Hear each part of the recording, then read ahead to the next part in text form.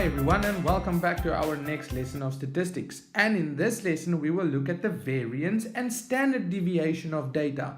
Now what are they? Well, these measures help us to find the average deviation from the mean. In other words, the spread around the mean. So if we calculated the average of data, we want to know all the other numbers. What is the average difference that they have from our calculated average of all the data? And I'll show you in a few minutes what that means. Well, the standard deviation is the square root of the variance. Now, our symbol that we use for the standard deviation is the Greek symbol that looks like this, and it is called sigma. Now, basically, if we want the standard deviation and we have the variance, we simply square root the variance and we will have our standard deviation. Now, this is a way better measurement to find the average deviation from the mean, so we'll focus on this one. But I just want you to remember that if they give you the variance and you need the standard deviation, you just square root the variance. So basically, another way that they sometimes write the standard deviation is just an S. So the variance will be S squared. In other words, sigma squared will be the variance. Now, let us look at what the standard deviation tells us.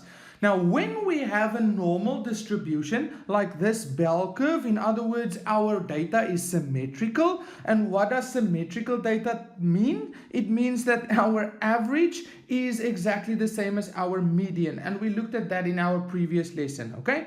So two things are now important. When we have a normal distribution and we know what our standard deviation is, and we also can calculate our average, we can simply find very important information. So let us see what all of this actually means. Now, our average is right here in the middle, okay? Now, if we subtract our standard deviation, and we are going to make our standard deviation just sigma, so we're not working with values, but it works the same. So if I take the average and I subtract our standard deviation, and I'll show you here in red. So we are going to end up somewhere here on our bell curve, which is going to be our average minus our standard deviation. Now, if we subtract it, we also want to add it to the other side. And that means if we want to end up right there, we are going to have to take our average and we add our standard deviation. Now, this basically means that we are within one standard deviation from the mean, okay? One standard deviation to both sides, and we again say we are within one standard deviation from the mean, okay? So this section here is within one standard deviation. Now, when this is a normal distribution, we actually know very important information now, that 68% of all the values in our data sample lie within one standard deviation. In other words, 68% of our numbers will fall within that range there, okay? So I'll show you again in red. So from this point here, we calculate from there to there as well as to there. So in this entire section, we will find 68% of our values, and I'll write it here, 68%. So if we had 100 numbers in our data set, we will find 68 numbers in this range here, okay? So what if we are within two standard deviations? And I'll do this part in blue. So we'll end up somewhere here on these two blue lines, okay? Can you see I just drew them in there as well as there? And to get there, we had to take our average and we had to subtract two standard deviations. To get to the other one on this side, we also had to take our average and we had to add two standard deviations. Now, what do we learn if this is a normal distribution and we are within two standard deviations? In other words, we are from this point here all the way to that point there, okay? So that basically means that 95% of the values in our data set lie within 2 standard deviations. So that means if we had 100 numbers in our data sample, that means 95 of those numbers will fall within this blue range here, from there all the way to there. Okay, and we call this within 2 standard deviations from the mean. Now, if 95% of our numbers fall in that range, how many fall on the outside? 5%. But there's two sides, right? That means 2,5% is on that side and 2,5% on that side. Okay, got it? Now, how about the last one? If we want to end up on these black lines that I draw in there and on the other side there, that means we had to take our average and we had to subtract 3 standard deviations. And to get to the one on this side, I had to take the average and I had to add 3 standard deviations. Now, to go from that black line there all the way to there in that range, we will find actually 99.7% of the values within 3 standard deviations. So that means 99.7% of our numbers in our data sample fall within 1, 2, 3 standard deviations from the mean. Okay, from that black line all the way to there. And I'll show you quickly. So from that point all the way to this one right there, we will find 99.7% of our data. And again, in this red one, 68% of our data, and this blue one, and I'm just going to write that in as well, 95% of our values fall within 2 standard deviations. Got it?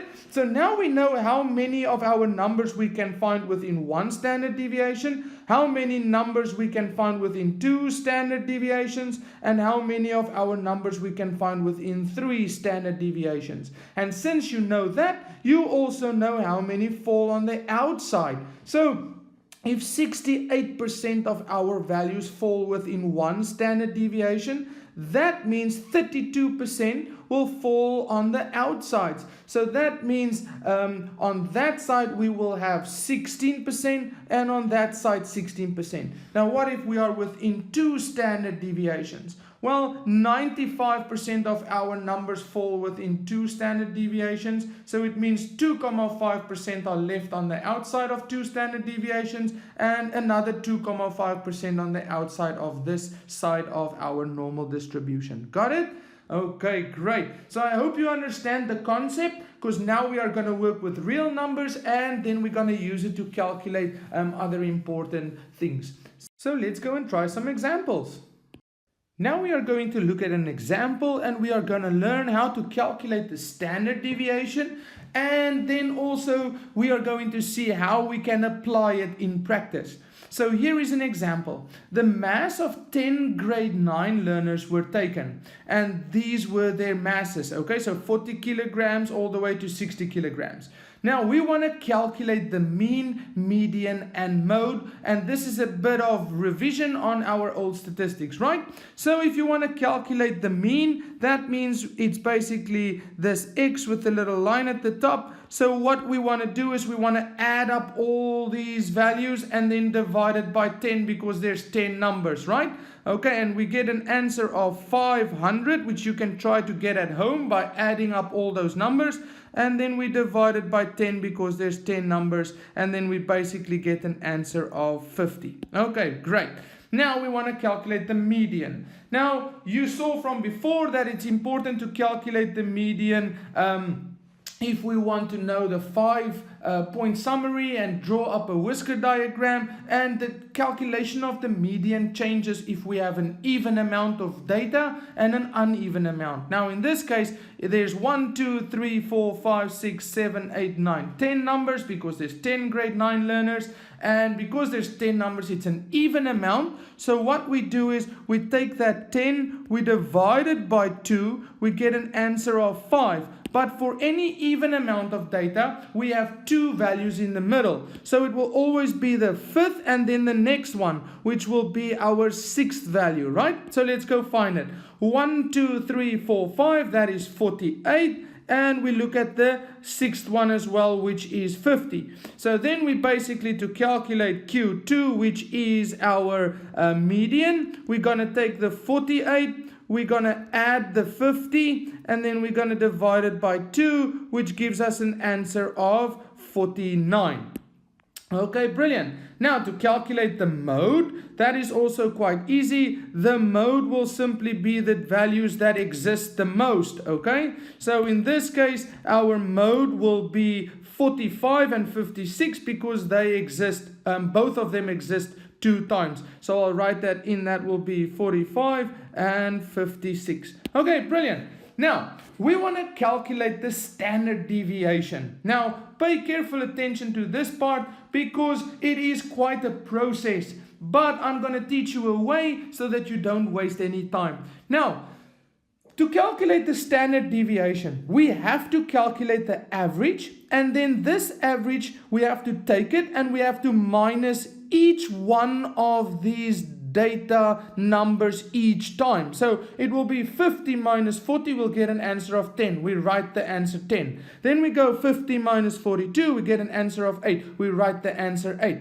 Then we do the same for all of these numbers. Then the answers we got, we have to square each answer. Then we have to add up all those values, and then we will get the variance. And to get the standard deviation, we have to square root the variance. So basically that is quite a process, and you can imagine how bad it will be if we have 100 of these numbers. So I'm going to show you how to do it on the calculator, and yes, you are allowed to use this method in the exams because it saves you a lot of time. So let's have a look at how we do it on our calculator. So here's my calculator, and please follow carefully.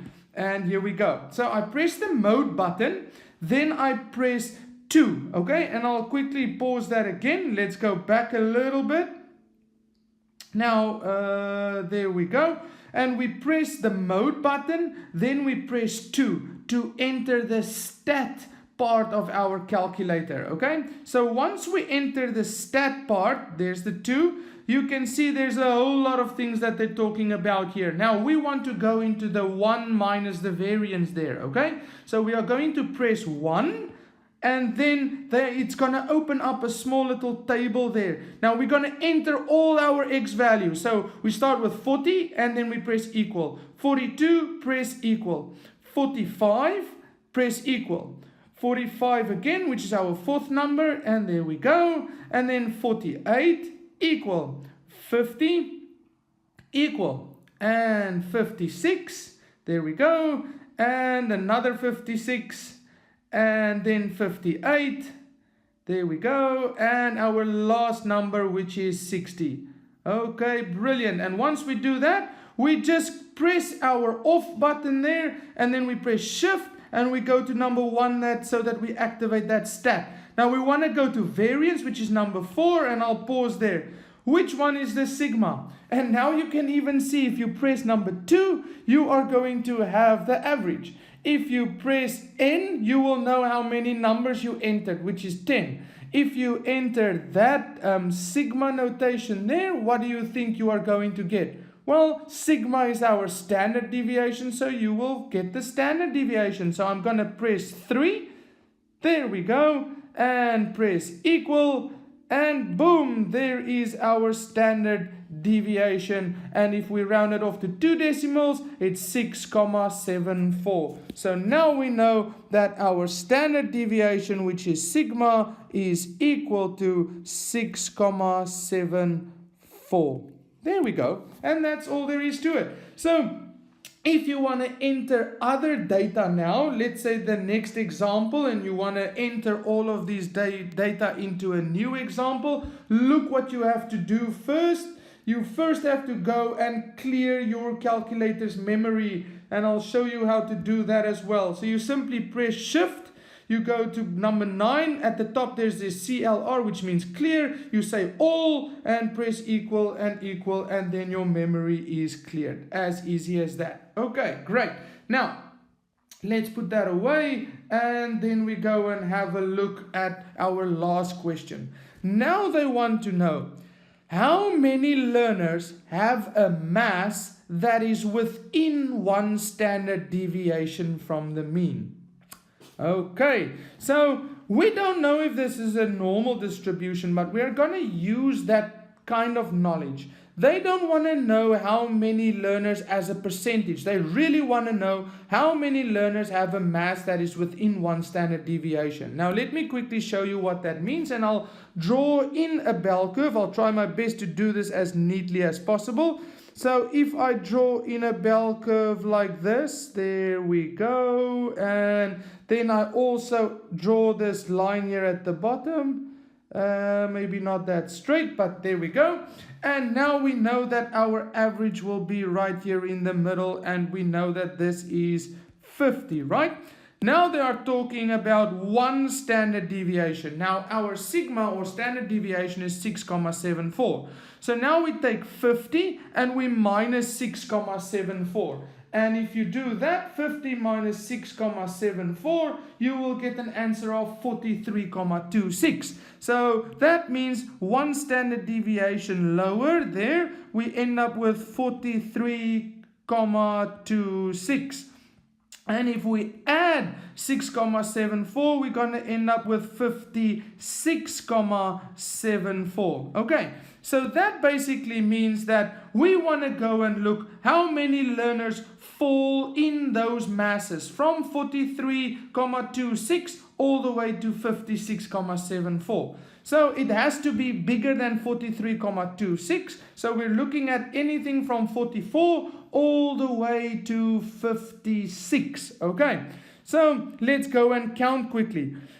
40 is lower, 42 is lower than 43, so no, they don't fall in that range. 45 is bigger than 43, and it's smaller than 56. So 45, that's 1, 2, 48 falls in that range, that's 3, 50 is 4, and we have 5, 6, and that is all there is to it. So, because 58 is outside this range, so we basically have 1, 2, 3, 4, 5, 6 learners that fall within 1 standard deviation of the mean. Now, that was the explanation. How are we going to write it? So what we need to do is we need to first find our 1 standard deviation lower and our 1 standard deviation higher. And you actually have to show that calculation. So we are going to take 50 and we are going to minus the standard deviation 6,74, and that gives us an answer of 43,26.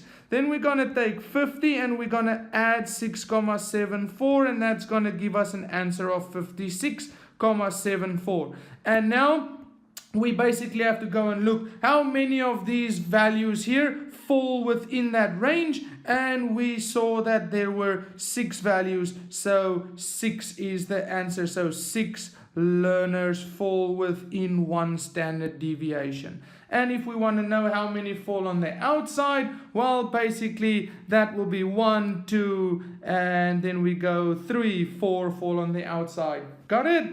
Okay, brilliant. Now, if they asked what's the percentage of learners that fall within 1 standard deviation, we could have said 68%. Okay, but they didn't. They asked how many learners. Now, let's go and look at another example. Now, here is another example. You can try it first at home and then see if you can get it right. So, a few more examples. The time taken in minutes by a group of grade 12 learners to complete a 5-kilometer race is given below. So, some of them take 18 minutes, 21 minutes, 16 minutes, 24 minutes, all the way to 23 minutes. Okay, now we want to calculate the average time it took to complete the race. Now, to get the average, that is quite easy. We simply add all those values. We get an answer of 220 if we add all of them. And then how many learners are there? 1, 2, 3, 4, 5, 6, 7, 8, 9, 10. So we are going to divide it with 10, and our answer is 22. Okay, great. So that is our answer, and now we can continue on to the next question. Calculate the standard deviation of the time required for the race to be completed. Now, to calculate the standard deviation, again, we are going to use our calculator, and I'll show you how to do that. So again, there's the calculator, so please follow. We press the mode button and then 2 to activate the stat, then 1 because we want 1 minus the variance, and then we enter all the data. So 18 equal 21 equal 16, press the equal button, 24, press the equal button, 28. That's our next one. Then 20 again, and 22, and again 29, and 19, and the last one is 23. So there we go, and then press equal, and then we go and press the off button, then shift, and then we go to the one that says stat. And there we go, we want the variance and we want sigma because we want the standard deviation. And then you press equal and there we go. So now we know what the standard deviation is. Our sigma is equal to 3,95 when we round it off to 2 decimals. We always look, if we want to round it off to 2 decimals, we go to the third one, it's bigger than 4. So this will become a 5. Okay, brilliant. And remember to clear your memory once you are done if there's any other sums that you want to do with statistics. So here we go. How many runners completed the race within 1 standard deviation of the mean? So again, what we need to do is we have to take our average and then we are going to minus the standard deviation. So 22 minus 3,95, and then once we calculate that, we write that answer down because it's so important, and that will be 18,05. Then we take the 22 and we plus 3,95, and that basically gives us 25,95. So these are the two values, so that gives us the range of within 1 standard deviation from the mean. And now we want to see how many of these values fall within that range. So we're looking at values greater than 18,05 and values smaller than 25,95. Okay, so basically bigger than 18, that's 21, that is 1. 16 is smaller. 24 is in that range, so that's 2. 28 is bigger than that range. 20 falls within that range, that's 3. 22 falls within that range, that is 4. 29 is on the outside. 19 falls within that range, that's 5. And 23 falls in that range, that is 6. Okay, so basically we know that 6 runners completed the race within 1 standard deviation of the mean. And that's all there is to it. Easy, right? So from this information, we already know that 6 runners fall within 1 standard deviation, and therefore we can say that 4 runners fall on the outside of these values. So if 4 of them fall on the outside of these values, we know 2 will be higher than this and the other 2 will be lower than that time. And that's how easy it is. What if they ask us, we have to calculate how many runners completed the race within 2 standard deviations of the mean? That basically means we're just going to subtract that value twice. We're going to add that value twice. We get a new range, and then we go and see how many of the learners fall in that new range. And that is really that easy. So let's go and try one other example so that you can see if you clearly understand what the standard deviation means. Now in this example, we have grade 12 learners who wrote an exam and the average mark was 58%. So we can say that that is our average, and then the standard deviation was also given to us, which is 12. So we can write there that that is our sigma. 120 learners wrote the test and the distribution is normal. So that's quite important information. Because the distribution is normal, we know it is symmetrical. Therefore, we have this important information that we learned earlier on in the video. That 68% of the learners, because we're busy with learners, right? So 68% of them fall within 1 standard deviation. We know that 95% of the learners fall within 2 standard deviations, and then we also know the last one where we can say 99.7% of the learners fall within 3 standard deviations. Now, what we want to know is how many learners would you expect to achieve between 46% and 70%. So, these values are quite important because let's see where they came from. We simply take our average, which is 58, and we subtract our standard deviation, and then we get 46. If we take 58 and we plus 12, we get an answer of 70. Okay, so basically those two percentages are within one standard deviation from our mean. So that is our range. And what they want to know is how many learners would you expect to achieve between 46 and 70%. Now, in that range, we know that 68% of the learners will be within one standard deviation. So to calculate how many learners fall within one standard deviation, we simply take the 68% and we're going to work with 0.68. We simply multiply it with 120, and then if we do that calculation, if I'm right, it will be 181 something. So times it, yes, it's 81.6, and we can round it off. So we can say 82 learners fall within 46 and 70%. Now, let me quickly show you here with the normal distribution what this means. They say that our average here is 58%. Okay, and I'll write that in blue as well. So that is 58%. Okay, and they also told us that it's a normal distribution. Now they give us a standard deviation of 12.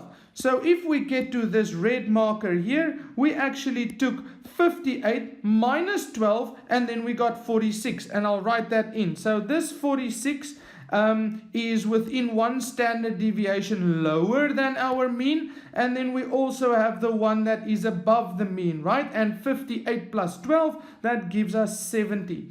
So now we know, since this is a normal distribution, within this range here, from there all the way to there, we will have 68% of our numbers. Now, that means 68% of our learners fall within that range of 46% to 70%. So we simply take 0.68 times 120 learners, and we got 82 learners that fall within that range. So there's 82 learners, and if we take their exam percentages, so there's 82 marks or 82 learners that whose marks fall within 46% and 70%. Now, we want to know the next one. How many of the learners are expected to achieve over 82%? Now, that 82 came from the following. We took our average and we added a 12 and we added a 12 again, and then we got 82%. Okay? Now, we added the deviation 2 times. So that's 2 standard deviations bigger than 58. So basically, I'll do this in our blue pen. So we are right here, and that's where the 82 comes from, because the standard deviation is 12. So plus 12 is 70, plus 12 again is 82. Okay, so let's subtract it, and then we get 34. So there's 34. So from this point here all the way to that point there, we will find 95% of our learners, okay? Or 95% of the marks. And that basically means that on the outside of these two, 5% remains. But we don't want to know how many got below 34. So if 5% is this part, including that part, and we just want to know the top part, it's half of 5%, right? So basically, and I'll show you here in my black pen, so this part here is going to be 2.5%, and that part there all the way will also be 2.5, because together all of this must give us 100. So now we just want to know how many learners got above 82. So then we take 2.5%, which fall above the 82, and we simply take 0.025 times 120 learners, because in our sample we will have 120 percentages, because there's 120 learners who wrote it, right? So 0.025 times 120, and we get an answer of 3. So 3 learners got above 82%. Got it? Now we need to calculate how many learners would you expect to achieve under 46%? Now we know that 46% falls within one standard deviation from the mean, okay, lower. So within 46 to 70 we find 68% of the learners. So again, I'll quickly show you in my black pen there that from this point onwards all the way to the end, and on the other side as well all the way to the end, it has to make up 100%. So if 68% of the students' marks fall within 46 to 70, that means 32% fall on the outside. So that means that 16% will be here and the 16% will be on the outside, right? And now we want to know how many of the learners got under 46% for their test. So that means 16% of the learners got under 46. But we don't want to know in percentage, we want to know the exact amount of learners' marks that's below 46. So then we take 16%, which is 0,16. We times it with 120, and then we basically get an answer of 19,2. So that means 19 learners got below 46%. And that is all there is to it. Okay, so I hope you really understand how the standard deviation works and how we can use it, especially when we have a normal distribution. Keep practicing and see you next time. Bye.